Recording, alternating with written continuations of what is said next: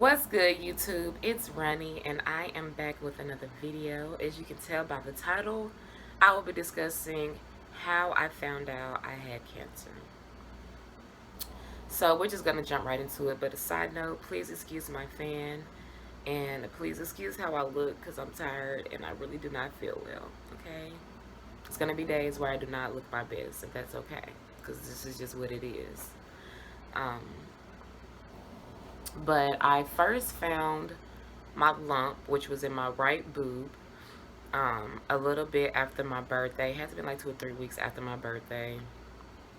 And my birthday is October 2nd, 2019, for those who don't know. Um, it was tender to touch. It was hard. But I didn't really think anything of it, honestly. But I think about a month or two after that, my underarm had got swollen. And I was a little alarmed by that, honestly, because it was random. That has never happened to me.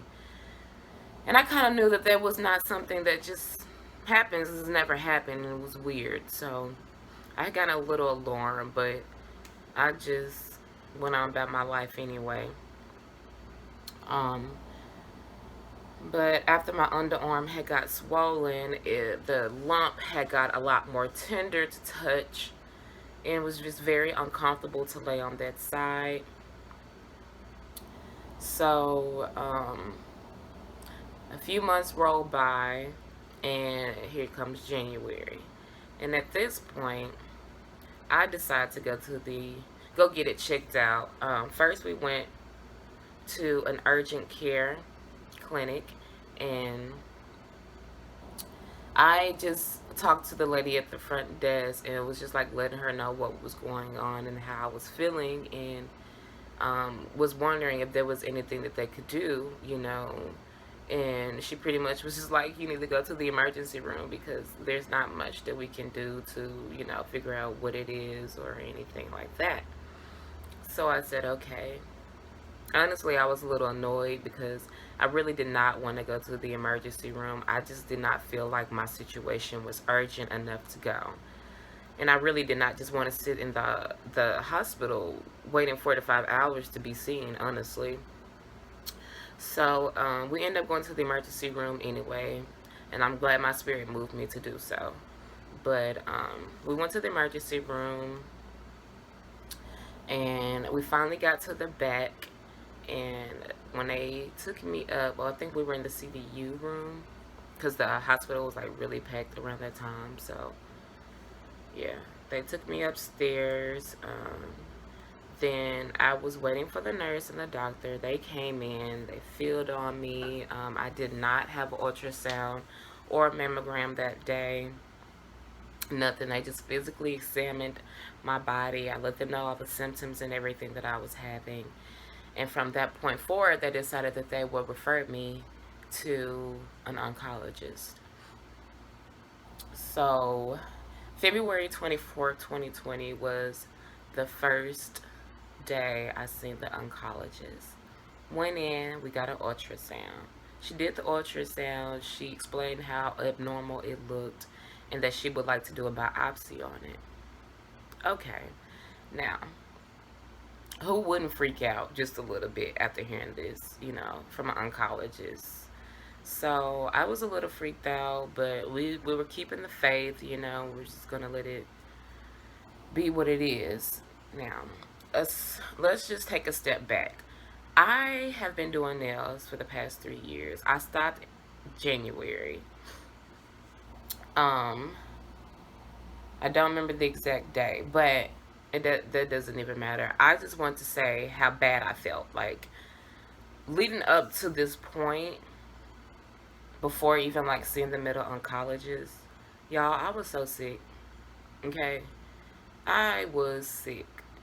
I had so many days, even doing nails, like I would have to get up early. Some days I would have early morning appointments, and I just felt so crappy. Like, and I literally had to like push myself, like literally push myself to get my clients done, to just do basic things on a daily basis sometimes. Like, I was nauseous on and off all day, every day. I was sick to my stomach, literally, okay?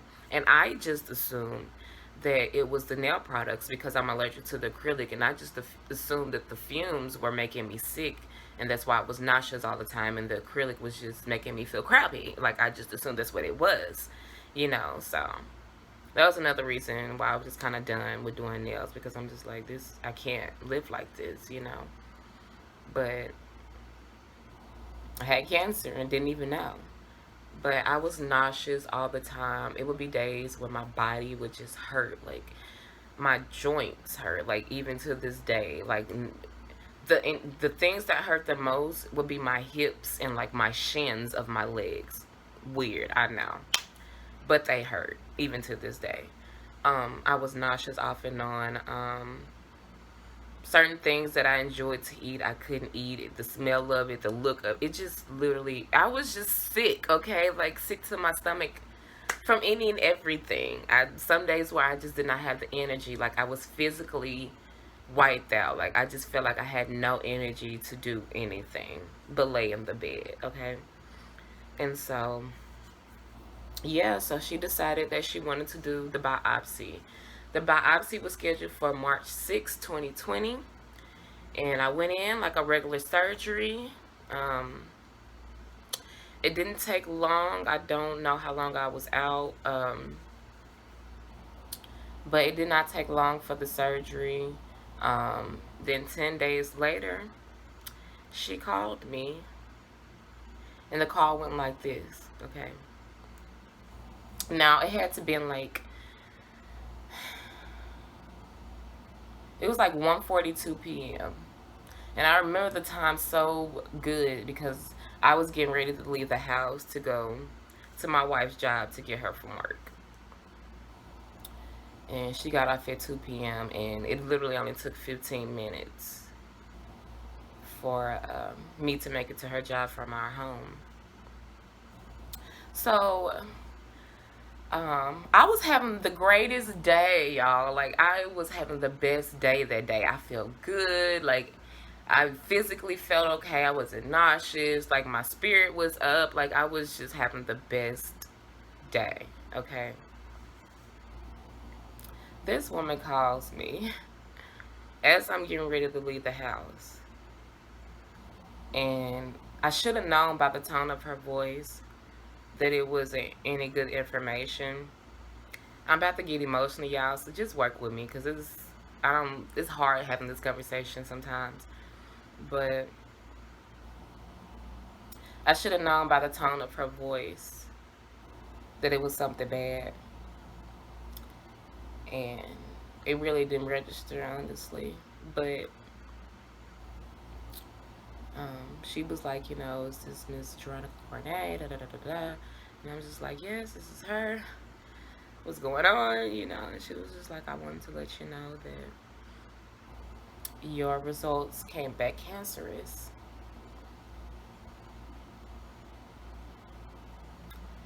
And I was kind of silent for a second, and then I chuckled. Like, I literally laughed a little bit, and I was just like, what? And she was just like, yeah, you have breast cancer.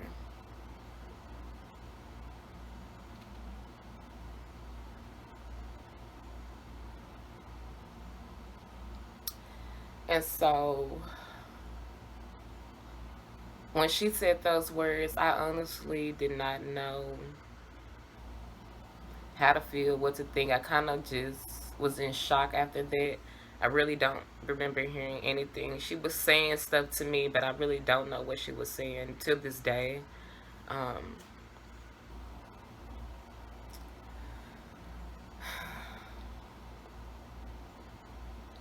So, yeah.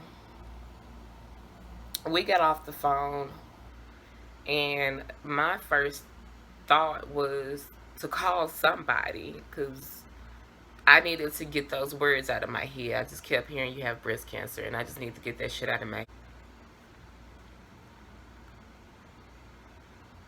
This journey isn't easy. Not for me, not for my wife, not for my family, not for my friends. And I know I'm going to survive. I know I'm going to beat this.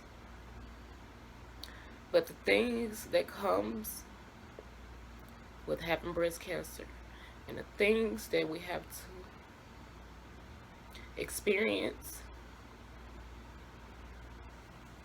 the things that are getting taken away from us through this experience is not easy to deal with.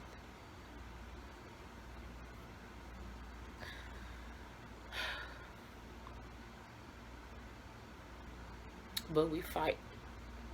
We fight for ourselves. We fight for our wives and our husbands and our families and our friends. We fight. We fight to live another day. Every day that we wake up, we are fighting to survive.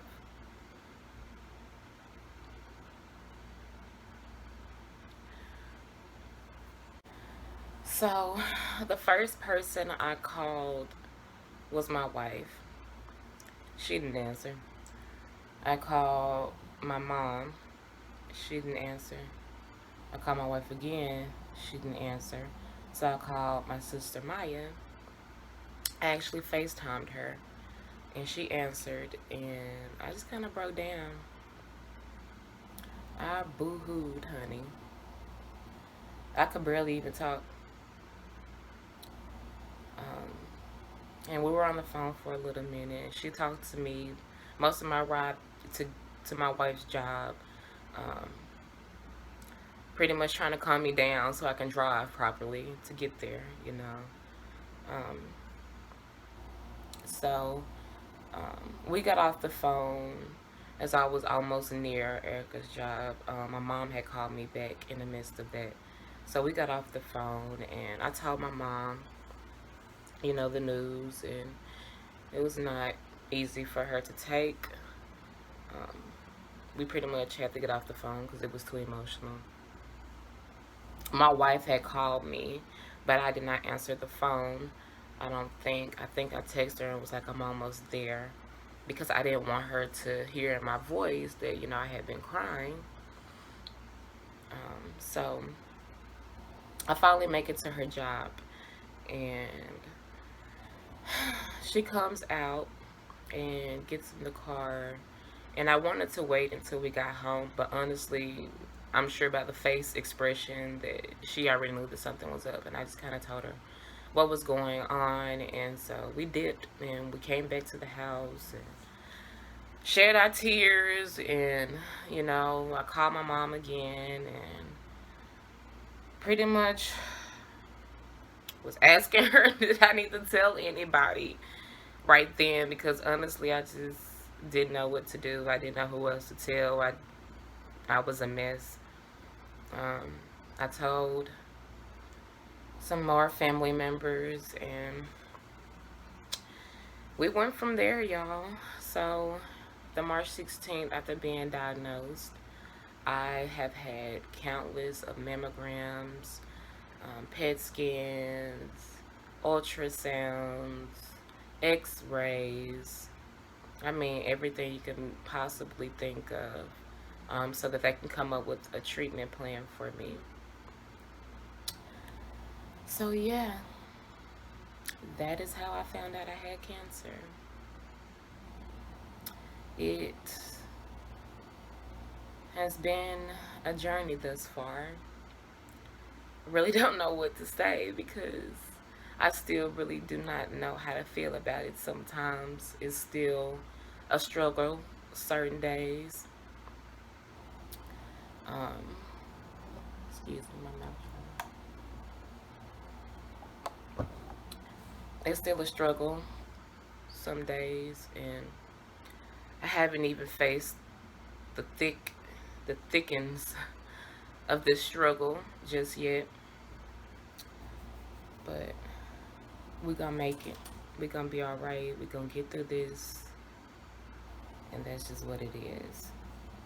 I thank you guys for tuning in for this video. Thank you for all the love and support you've given us. Please make sure you like, subscribe, and comment down below. If you have any suggestions or questions, please let me know in the comments below. Make sure you hit your notification bell so you will not miss the next post. And that's all for today. Peace out.